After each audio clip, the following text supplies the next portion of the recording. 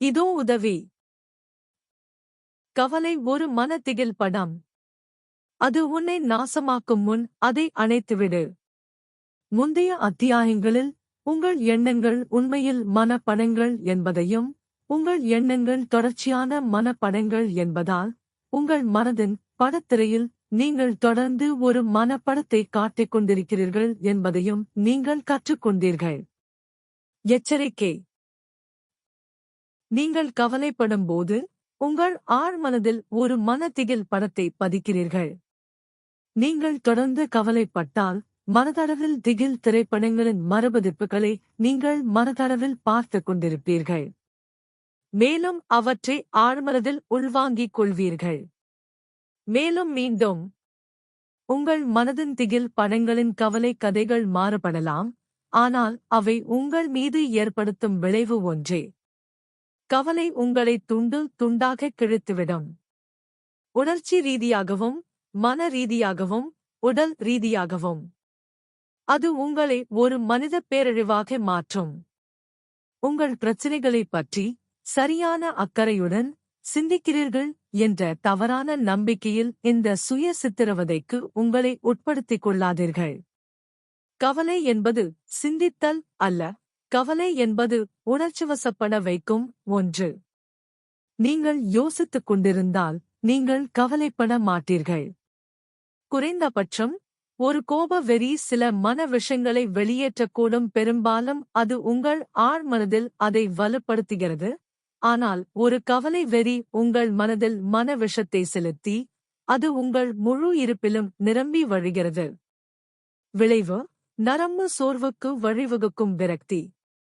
கவலை என்பது நீங்கள் நடக்கலாம் என்று அஞ்சும் சில துன்பங்களைப் பற்றிய ஒரு மனதிகில் திரைப்படம்.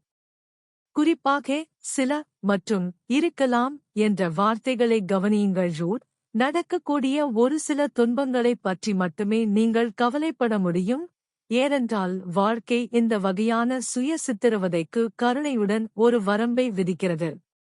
உங்கள் வாழ்க்கையில் உண்மையில் நடக்கக்கூடிய ஆயிரக்கணக்கான துன்பங்களைப் பற்றி நீங்கள் கவலைப்பட முடிந்தால், நீங்கள் ஒரு நாளில் பைத்தியக்காரத்தனமாகி விடுவீர்கள். எனவே நீங்கள் தேர்ந்தெடுத்து கவலைப்படுகிறீர்கள். உங்களுக்கு உண்மையில் ஏற்படக்கூடிய ஆயிரக்கணக்கான துன்பங்களில் சிலவற்றை மட்டும் நீங்கள் தேர்ந்தெடுத்து, அவற்றை உங்கள் மனதின் திகில் படத்தில் மீண்டும் மீண்டும் காட்டுகிறீர்கள். உங்கள் வாழ்க்கையை நீங்கள் பின்னோக்கிச் சிந்தித்தால், நீங்கள் கவலைப்படத் தேர்ந்தெடுத்த சாத்தியமான துன்பங்கள் பற்றிய சில சுவாரஸ்யமான உண்மைகளைக் காண்பீர்கள். 1. நீங்கள் கவலைப்படத் தேர்ந்தெடுத்த பெரும்பாலான துன்பங்கள் ஒருபோதும் நடக்கவில்லை. 2. நடந்த சில துன்பங்களில் பெரும்பாலானவை நீங்கள் கவலைப்பட்ட அளவுக்கு பேரழிவை ஏற்படுத்தவில்லை. நீங்கள் அவர்களைப் பற்றி கவலைப்படுவதை விட அவை உங்களுக்கு மிக குறைவான சேதத்தையே செய்திருக்கலாம். மேலும் உங்கள் கவலை அவை நடப்பதைத் தடுக்கவில்லை. 3. ஒருவேளை நீங்கள் கவலைப்படத் தேர்ந்தெடுத்த பல துன்பங்கள், நீங்கள் கவலைப்பட்டதைப் போலவே விரும்பத்தகாத விதத்திலும் நடந்திருக்கலாம். ஆனால் நீங்கள் அவற்றை கையாளும் திறன் கொண்டவராக இருந்தீர்கள் என்பது தெளிவாகத் தெரிந்தது, இல்லையெனில் உங்கள் வாழ்க்கை இலக்கை அடைவதில் வெற்றி பெறுவீர்கள் என்ற எதிர்பார்ப்புடன் இந்த புத்தகத்தை படிக்க முடியாது. மேலும் உங்கள் கவலையால் அவை நடப்பதைத் தடுக்க முடியவில்லை. கவலைப்படுவது எதையும் நடப்பதை ஒருபோதும் தடுக்காது. உங்கள் பிரச்சனைகளைப் பற்றி நீங்கள் கவலைப்பட முடியாது. அதனால் கவலையின் மனதிகில் திரைப்படங்களைத் தொடர்ந்து இயக்குவதன் மூலம் ஏற்படும் சுய சித்திரவதையை நிறுத்துங்கள்.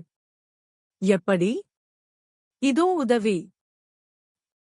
இது உங்களுக்கு ஆச்சரியமாக இருக்கலாம். இந்த புத்தகத்தின் முதல் அத்தியாயத்திற்கு திரும்பு. ஒவ்வொரு அத்தியாயத்தையும் மீண்டும் படிக்கவும், தேவைப்பட்டால் அவசரமாகவும், முடிந்தால் முழுமையாகவும், ஆனால் ஒவ்வொரு அத்தியாயத்திற்கும் இந்த புதிய தலைப்பைக் கொடுங்கள்.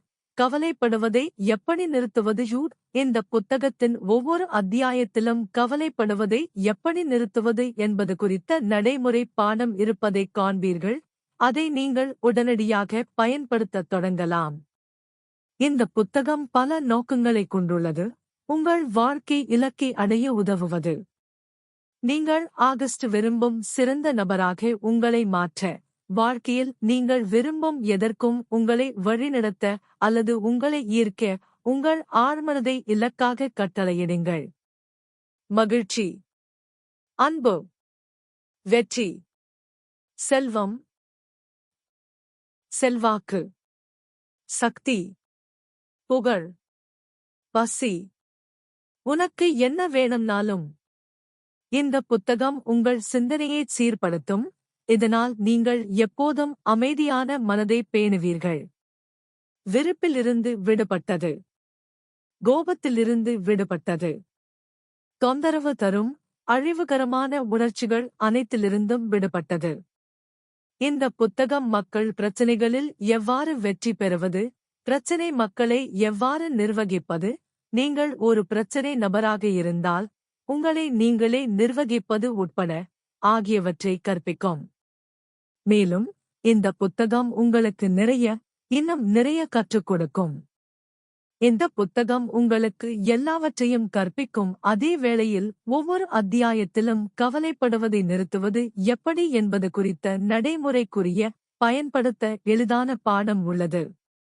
அந்த வார்த்தைகளில் அப்படி சொல்லப்படாது, ஆனால் பாடம் அங்கேதான் இருக்கிறது. எனவே இப்போதே நீங்கள் படித்த ஒவ்வொரு அத்தியாயத்தையும் மறுபரிசீலனை செய்யுங்கள். கவலைப்படுவதை எப்படி நிறுத்துவது என்பது குறித்த பாடத்தை நீங்களே கண்டுபிடியுங்கள்.